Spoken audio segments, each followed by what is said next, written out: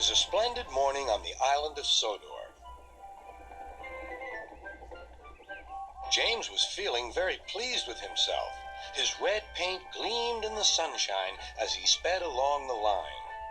He reached the junction just as Percy puffed in with some freight cars. James was surprised to see him. "What are you doing here, Percy? You should be at the station by now." "I know," sighed Percy. "These cars have been troublesome all morning."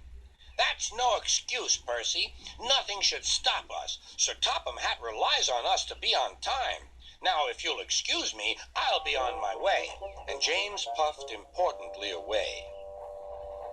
"Bossy buffers," muttered Percy.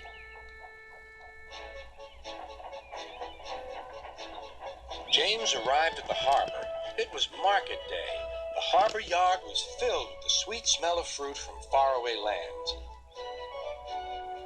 The fruit was delivered in big ships. James watched as strawberries, oranges, melons, and bananas were carefully loaded onto his cars. Then he set off for the station on the main line.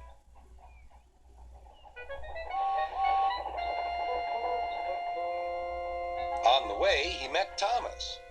"Really reliable, that's me," panted James. "Pity the same can't be said for Percy. Goodbye."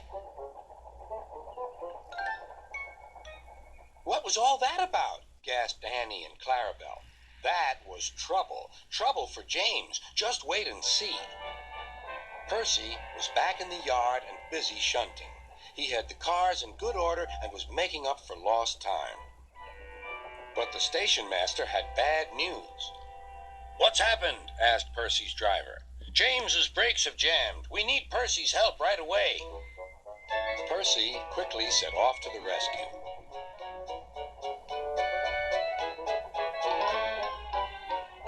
James was stuck on the line and looking glum. Percy couldn't help laughing.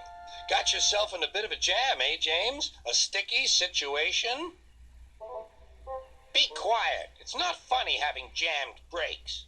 "And not very reliable either. I'm surprised you let it happen, James. Nothing should stop us engines." "That's enough, Percy," said the driver. "Can you push these cars?" "Of course I can. There's no time to lose. James has done too much of that already." James angrily hissed steam as Percy was coupled to the cars. "Off we go," said Percy. "I'll have to go fast to get there in time. Those big engines are so unreliable." "Be careful, Percy," called his driver, but Percy was in a hurry.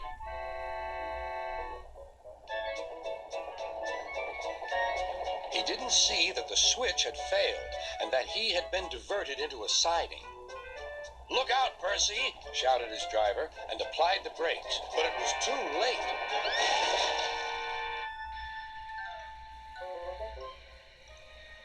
The driver and fireman had jumped clear, but squashed fruit squirted all over Percy.